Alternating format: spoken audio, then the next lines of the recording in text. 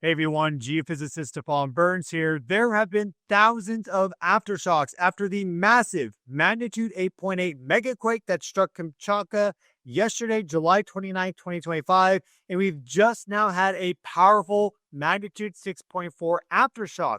As you can see here, just in the past hour as I'm filming this video now, there have been hundreds of magnitude 5 aftershocks, and we are still waiting on probably the most powerful aftershock yet to come, which is likely to be a magnitude 7 plus, probably even a magnitude 7.5 plus, because typically you will get a 1 magnitude reduction for the most powerful aftershock as compared to the main shock, which was a massive magnitude 8.8.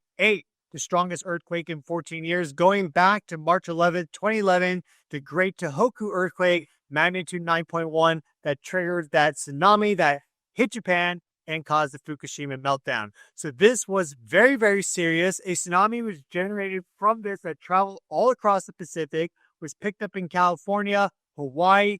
Thankfully, the tsunami did not do all that much damage as it relates to Japan, Hawaii, the United States. So there was quite a bit of damage done right here in this area because of the extreme proximity to the epicenter. And now we have Klyuchevskoy Volcano erupting on the Kamchatka Peninsula. And this is the tallest volcano in the Northern Hemisphere and in Eurasia. This was triggered immediately after this 8.8 magnitude megaquake. And there are 300 volcanoes on the Kamchatka Peninsula, 29 of which are active. And so we could see more volcanism from this area as a result of not only that first initial shock of that magnitude 8.8 megaquake, but also all these aftershocks. And again, we're likely still waiting on a magnitude 7 plus aftershock. There were also some extremely unusual atmospheric disturbances that occurred right at the time of that earthquake. Specifically, atmospheric conductivity changed dramatically, showing how these sort of powerful earthquakes can trigger changes to the global electric circuit. In yesterday's live stream, I discussed how it was very likely that we would see volcanic activity in Kamchatka following that magnitude 8.8 megaquake. And while the biggest volcano in Kamchatka decided to wake up and erupt, and it is one of the most active volcanoes in Kamchatka as well. This is Klyuchevskoy Volcano. Here we see satellite imagery zooming out. We see that ash and smoke trail there blowing off to the east of Kamchatka. You see the peninsula outline right here. That earthquake occurred right about there. So pretty close by. Here we have an aerial image showing how we have some smoke and ash and just clouds in general being lit up by that eruption of lava. So this wasn't a massive eruption in terms of creating, big disturbances to air travel or sending ash out hundreds of miles or anything. But definitely it went from calm and quiet to active and erupting, showing how these changes to the Earth, for example, this earthquake can trigger other significant changes in other parts of the planet, especially those that are nearby. So it's all an interconnected system. Keep that in mind. And from that earthquake, we act global oscillations travel out all across the Pacific Ocean because of that tsunami. Let's check it out. Here we have a tide and water level map provided by NOAA. And so we can see locations all across the United States, Hawaii, Alaska, for the water level and the tide of the oceans. And so up here in Alaska, we had some of the first impacts from that magnitude 8.8 megaquake tsunami. And here we can see these long period high amplitude oscillations stacked on top of the normal tidal rhythm there. So this thankfully was not a massive tsunami. It seems to have overall been okay for residents close by and also further away. Here we have Midway, and we see these oscillations as well there. They are still going on. These sort of disturbances can take days to kind of fade out. So this does take time, but thankfully it wasn't that destructive. There was a little bit of flooding, as far as I'm aware, in Hilo, the Big Island, but we had the biggest tsunami oscillations come in actually to Maui, as we can see here. So the peak displacement for this was about 5 to 7 feet. I mean, this is negative 2.5, and then this is going all the way up to about, let's say, 7 right there. So actually nearly 9 feet for that full oscillation. But thankfully, it was not that big of a deal. So this was good. The megaquake was very similar to the magnitude 9 that occurred November 4th of 1952 that also triggered a tsunami, which hit Hawaii. That seems to have been more destructive than this one, thankfully. And here we have a visualization showing the ground motion up and down from that magnitude 8.8 megaquake that struck yesterday for the seismic networks all across the United States, Russia, Europe, and elsewhere. So we see these waves already passing through Alaska and also California and the overall United States seismic network. And you have red for motion up and then blue for motion down. So we're looking at vertical displacement here. But this was a massive earthquake that sent shockwaves off across the entire globe. The entire Earth from this magnitude earthquake rang like a bell for quite a long period of time. And so the initial P wave was the fastest, and then the shear waves followed up, and then most of the energy is in those surface waves, about 70%. They are the slowest, but the highest amplitude, and then those ripple out afterwards. So that is what we just saw with this visualization provided by Irish GMB. We can also check our geomagnetic observatory located on the Kamchatka Peninsula just near this epicenter to see if this magnitude 8.8 megaquake triggered any changes to the Earth magnetically and or electrically. And well, we see that. So here we have magnetic field data for the 28th. This is minute data. And so we don't see anything here. No real precursor signals for the 28th. But here on the 29th, we will see that they dropped the data feed right as that earthquake came in. And so I think that it simply needs to be resolved at the second interval for that data to show, because this is common. If you get an earthquake, it's on the minute interval, it'll just kind of block it out. The fluctuations are too rapid, but we see that that continues down here to the 30th. And so they knocked off about 4.5 hours of data, and then it finally resumed. But clearly some magnetic fluctuations occurred as a result of that magnitude 8.8 megaquake, but we can't see it with our minute magnetic field data. I was not able to pull up the second data. There's some bug with the web platform, but we do see significant atmospheric conductivity changes. Let's check it out. And here we have our atmospheric electrical data for the Paratunga Observatory. The coordinates are there. This is located pretty close to this epicenter of that magnitude 8.8 earthquake. And so first we see our potential gradient. This is a measure of the flow of energy going from the ground surface up to the ionosphere. And it has a normal diurnal rhythm. Here we can see it's quite disturbed. This could be related to some weather that's local there. But we do see right before our 8.8 megaquake, we have the highest potential gradient, indicating that there was greater circuit closure between the lithosphere and the atmosphere. And then as that earthquake ruptured, it dropped precipitously down below zero.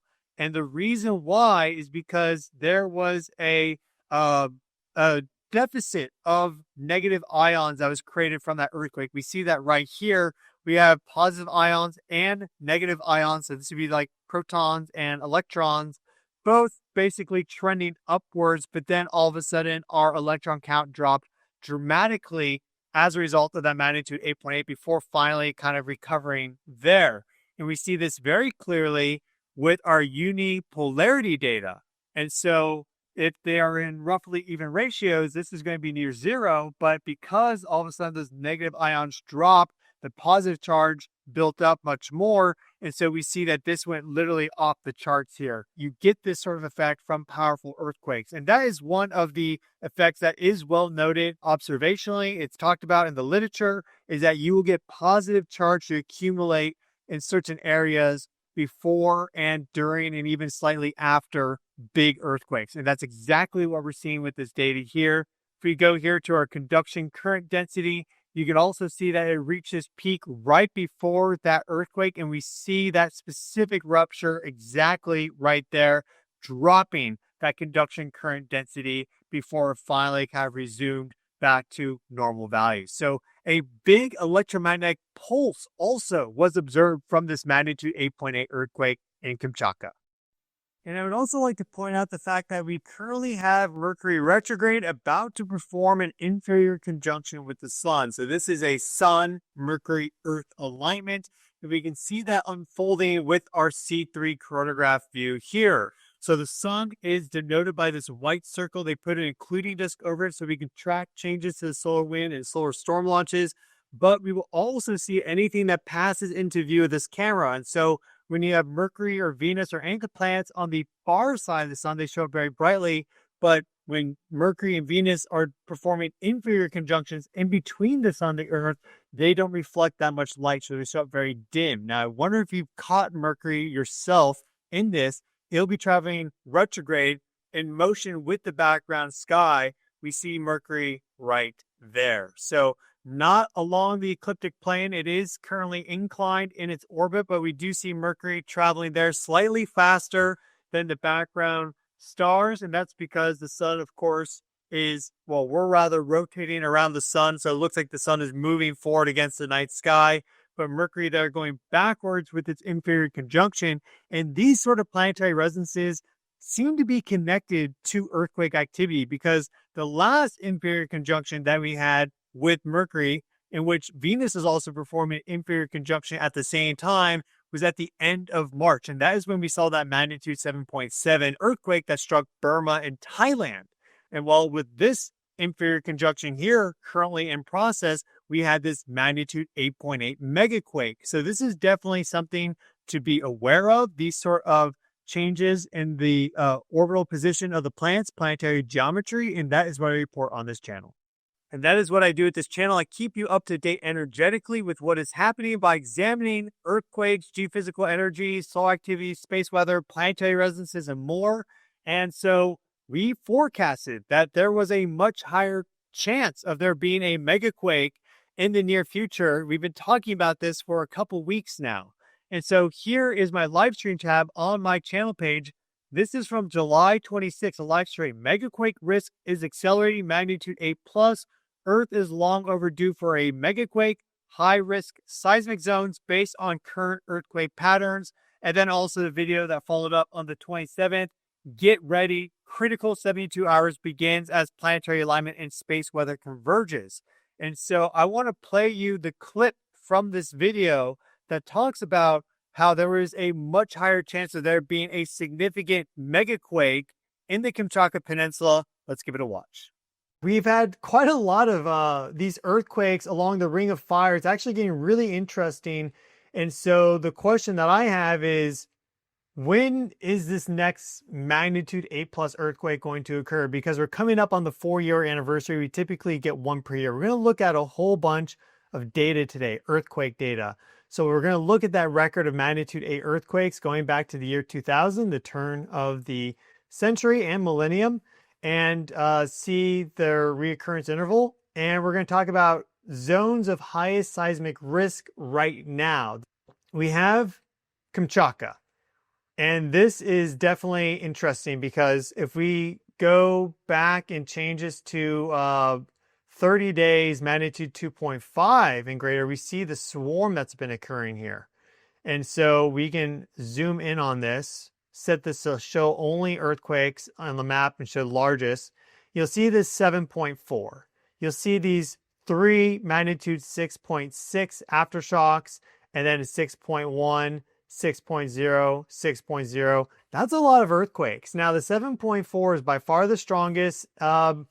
And it's not like these aftershocks are 100% outside the realm of normalcy for aftershocks in terms of their magnitude, but it is right at that boundary of like, well, like, is this maybe just the entire thing of 4-shock sequence? Because you sometimes see that where you will get a powerful earthquake like a 7.4, and then within a fairly short time frame, you actually get something even bigger, like a magnitude, let's say 8.5 or even magnitude 9. Like, these are in the realm of possibility. This is a significant subduction zone. So the fact that we've been seeing so much swarming here after that 7.4, and there's been significant magnitude 6 plus aftershocks continuously now. I mean, this occurred on the 20th of July, so just less than a week ago. 6.6, 6.6, 6.6. And then we go here to the 24th at 6.1. And on the 24th, a 5.8. So like this very well, it's a probability that this is a foreshock sequence and that in fact it is gearing up to do something like 8.2 or greater or so. That is, or an 8.0, like a megaquake. Anything that magnitude 8 range and greater, that is certainly a possibility for this area. It's already clearly popping off, and the aftershocks are a little unusual. They're not, again, outside the realm of normal is kind of not the right word, but possibility. But it's definitely the distribution of aftershocks there is a little abnormal. Because normally you get something a little bit more like this, where yes, you get some aftershocks. You'll see a whole bunch of magnitude 5s.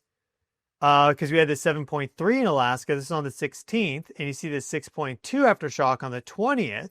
That's more normal, where you get a big earthquake, then you get, one big aftershock, maybe two, and then they start to really decrease down in the magnitude. See how we only have a few magnitude 6s here? We have 1, 2, 3, 4, 5, or magnitude 5s. You have 5 magnitude 5s as part of the swarm.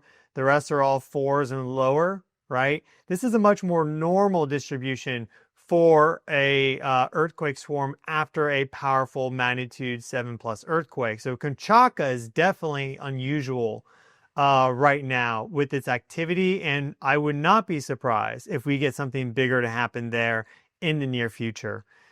I wanted to share that clip in today's video as a way to keep records as to the fact that we were talking about megaquake risk, and that in fact the highest likelihood location for the current moment for that to occur was Kamchatka. And well, that's exactly what has unfolded. And again, now we are waiting on there to be a magnitude 7+ aftershock. It is not guaranteed, but that is a typical distribution of aftershocks. You have one that's 1 magnitude less. So that could even take us up to a magnitude 8, though I think it's more likely to be around a low to mid magnitude 7. Now, if you would like to support the channel and all the efforts that I do, there's 2 ways you can do that. First, you can smash that like button, you can subscribe, but also you can go to www.earthevolution.com and check out the all-natural organic herbal tea and coffee products that I have. For example, Spirituality is an amazing tea blend. This is 4 ingredients: purple lotus flower, passion flower, chamomile, and mugwort. It helps you rest, relax, sleep, and it enhances your dreams. It is a dream tea. There's also herb coffee, a fantastic coffee alternative. It's still 50% single origin, organic, shade grown Peruvian coffee, the best stuff. And it's also chicory root, roasted dandelion root, and 12.5% lion's mane. So it's really good for promoting neuroplasticity, helping you focus, get locked in, productive. I use this for help with my research and my studies, because I'm drinking this basically every single morning. It's fantastic. And then the other website is www.wildfreeorganic.com/store. And that is where I have my earthing shoe products. So these are earthing sandals, the best that you can get, the Gaia earthing sandals, completely all leather and conductive as a result. So they connect you to the earth very nicely. These are the earthing boots. You can see I wear these myself. In fact, it was a journey to create the ultimate earthing shoe products that unfolded over about 5 years. These are manufactured by my friends in Turkey. I've been there to visit them a couple times. They're awesome. I'll go there again. And so we've implemented special design considerations like etching the bottom of the shoes to improve the traction right from the get-go. There is that copper plug at the K1 meridian, and all leather construction. So the entire footbed, the sole, is conductive hemp stitching for durability. So that is all available at wildfreeorganic.com/store. And I will be back with more videos as necessary to keep you up to date with what is happening energetically here on the earth with the sun, the solar system, the cosmos. So please subscribe. Again, I've been your host, Stefan Burns, wishing all of you well. Please take care of yourselves. I'll see you all in the next video.